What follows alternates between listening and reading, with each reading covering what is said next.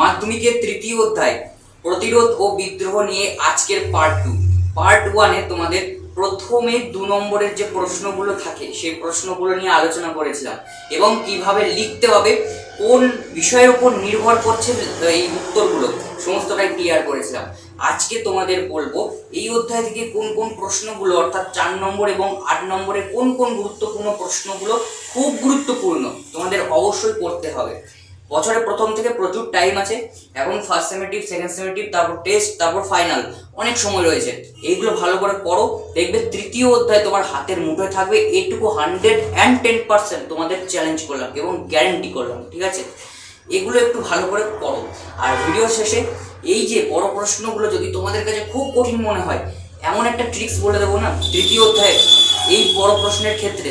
তোমাদের এই ট্রিক্সটা ফলো করলে তোমরা যে কোনো বড় প্রশ্ন আসুক, তোমরা তৃতীয় অধ্যায় থেকে অ্যাটেন্ড করতে পারবে। তো ট্রিক্সটা জানতে অবশ্যই ভিডিওর প্রথম থেকে শেষ পর্যন্ত থাকবে, আমি শেষে অবশ্যই বলে দেবো। এবং চ্যানেলটিকে সাবস্ক্রাইব করতে একেবারেই ভুলো না। তো চলো জেনে নেওয়া যাক আজকের এই মূল পর্বের, অর্থাৎ 4 নম্বর এবং 8 নম্বরের যে গুরুত্বপূর্ণ প্রশ্নগুলো আছে সেই প্রশ্নগুলো। প্রথমে 4 নম্বরের গুরুত্বপূর্ণ প্রশ্নগুলো দিয়ে শুরু করছি। প্রথমেই যে প্রশ্নটা রেখেছি একেবারে মাস্টারপিস বলতে পারো।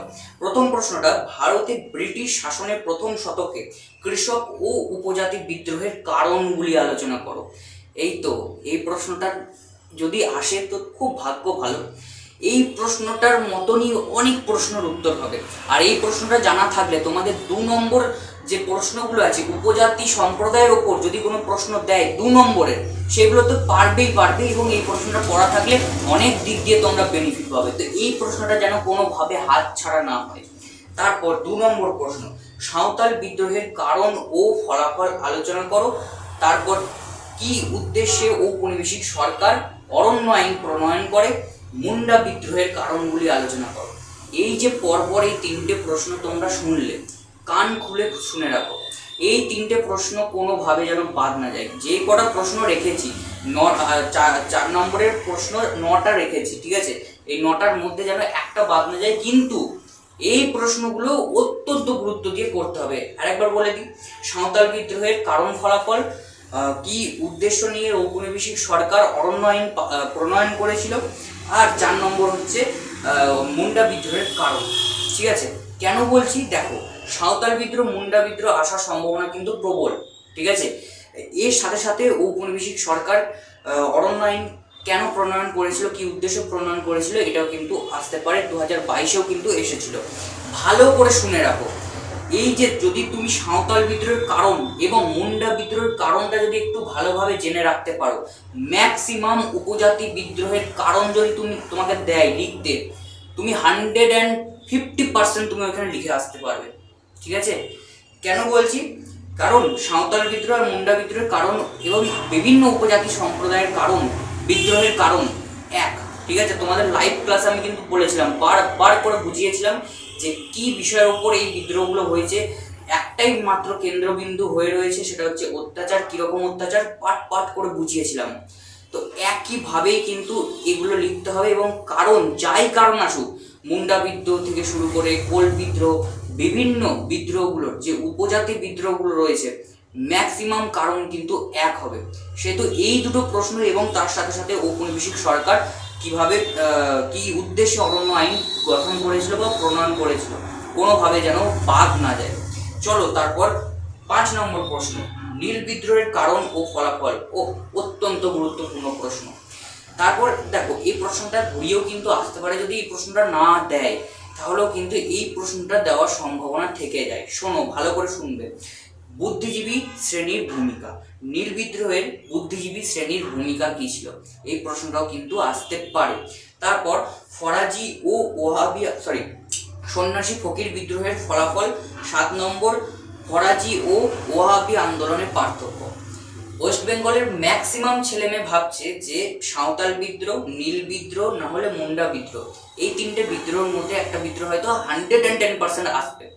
যদি দেখা গেল, মাথার খেলা এখানে, যদি দেখা গেল যে প্রশ্ন এলো না, ওই 3টে প্রশ্ন এলো না, যদি ফরাজি ও ওয়াহাবি আন্দোলনের পার্থক্য দিয়ে দেয়, বা ফরাজি আন্দোলনের ওপর একটা টিকা লেখো বা ওয়াহাবি আন্দোলনের ওপর একটা টিকা লেখো যদি দিয়ে দেয়, তাহলে কি করবে? রিস্ক নিয়ে লাভ নেই বছরের প্রথম থেকে। রিস্ক যখন নিতে হবে তখন নেবে, ঠিক আছে, এখন নেবে না। এখন প্রশ্নগুলো ভালো করে দেখে রাখো। তো এই প্রশ্নটাও যেন কোনোভাবে বাদ না যায়, খুব ভালোভাবে করে রাখো। তারপর বারাসাত বিদ্রোহ, 8 নম্বর প্রশ্ন, বারাসাত বিদ্রোহের সংক্ষিপ্ত আলোচনা করো। বারাসাত বিদ্রোহ পড়লে এই প্রশ্নটা, বারাসাত বিদ্রোহ পড়লে তোমরা কিন্তু তিতুমির সম্বন্ধেও জানতে পারবে, তিতুমিরের বাঁশের কেল্লা সম্বন্ধেও কিন্তু জানতে পারবে। তা এই প্রশ্নটাও কিন্তু করে রাখবে। আর যদি বারাসাত বিদ্রোহ চাইছো যে তোমাদের কাছে হয়তো উত্তরটা নেই, তোমরা আমি কমেন্ট বক্সে একটা লিঙ্ক দিয়ে দেবো, সেখানে জয়েন্ট হয়ে যাও আমার হোয়াটসঅ্যাপ গ্রুপে, সেখানে আমি পাঠিয়ে দেবো, ঠিক আছে। শুধু কমেন্টে জানিও যে এই প্রশ্নের উত্তরটা লাগবে, আর জয়েন্ট হয়ে যাও, আমি গ্রুপে পাঠিয়ে দেবো, তোমরা দেখে নিও। তারপর 9 নম্বর অর্থাৎ 4 নম্বরের শেষ প্রশ্ন, 9 নম্বর প্রশ্ন, নীল বিদ্রোহের সংবাদপত্রের ভূমিকা কী ছিল। অর্থাৎ নীল বিদ্রোহ যে হয়েছিল, এইগুলো বিবরণটা যে বিভিন্ন সংবাদপত্র ছাপেছিল, এগুলোর বিভিন্ন ভূমিকা কী ছিল, এটা তোমাদেরকে লিখতে হবে। ব্যাস, এই 9টা প্রশ্ন তোমরা যদি ভালো করে পড়ে রাখো, এই 9টা প্রশ্নের সাথেই কিন্তু বিভিন্ন প্রশ্নের লিঙ্ক রয়েছে, মাথায় এটা যেন থাকে। এই 9টা প্রশ্নের মধ্যে বিভিন্ন প্রশ্নের কিন্তু লিঙ্ক রয়েছে। তো এই লিঙ্ক থাকা প্রশ্নগুলোই কিন্তু ভালোভাবে করতে হবে। আর এই 9টা প্রশ্ন আমি তোমাদের দিলাম, খুব ভালোভাবে করো। এবার চলো 8 নম্বরের প্রশ্নগুলো। 8 নম্বরের প্রশ্ন খুব কম, 3টে রেখেছি, ঠিক আছে। এই 3টে প্রশ্ন কি কি শুনে নাও। নীল বিদ্রোহের কারণ কি ছিল, এই বিদ্রোহের বৈশিষ্ট্য লেখো। নীল বিদ্রোহের কারণ কি ছিল, এর উদ্দেশ্য, বৈশিষ্ট্য আলোচনা করো, হলো প্রথম প্রশ্ন। দ্বিতীয় প্রশ্ন, ইস্ট ইন্ডিয়া কোম্পানির আমলে বিভিন্ন উপজাতি বিদ্রোহের সংক্ষিপ্ত বিবরণ দাও।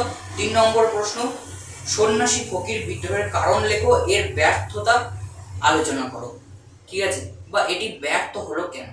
এই 3টে প্রশ্নের মধ্যে 2 নম্বর প্রশ্ন একটু ভালো করে দেখো, ইস্ট ইন্ডিয়া কোম্পানির আমলে বিভিন্ন উপজাতি বিদ্রোহের সম্পর্কে সংক্ষিপ্ত বর্ণনা দাও, ঠিক আছে। এই প্রশ্নটাও কিন্তু লিঙ্কেড প্রশ্ন। এই প্রশ্নটা করলে তোমরা সাঁওতাল বিদ্রোহ, তারপর মুন্ডা বিদ্রোহ, কোল বিদ্রোহ, এই সমস্ত উপজাতি বিদ্রোহ সম্বন্ধে ছোট্ট করে ধারণা পাবে, যেটা তোমাদের 2 নম্বরের প্রশ্নের কাজে কিন্তু হেল্প করবে।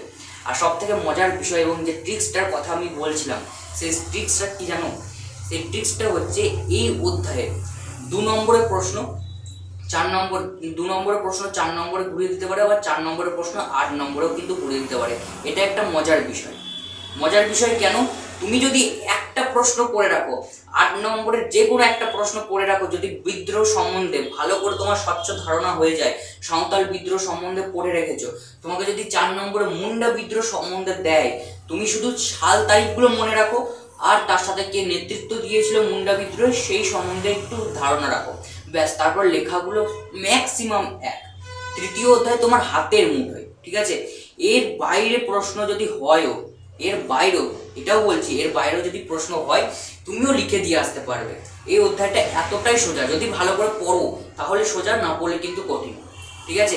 তো ভালো করে পড়ো, এই 12টা প্রশ্ন খুব ভালোভাবে পড়ো। বড় প্রশ্নের মধ্যে এই 12টা প্রশ্ন, এবং আগের দিনের যে 30টা প্রশ্ন ছিল, 2 নম্বরের 30টা প্রশ্ন, এই 2 নম্বরের 30টা প্রশ্ন কিন্তু ভালো করে পড়ো, ঠিক আছে। টোটাল 42টা প্রশ্ন তোমরা ভালোভাবে পড়ো এই অধ্যায় থেকে। দেখো অবশ্যই কমন পাবে, আর কমন না পেলে তোমরা নিজেরাই লিখে দিয়ে আসতে পারবে।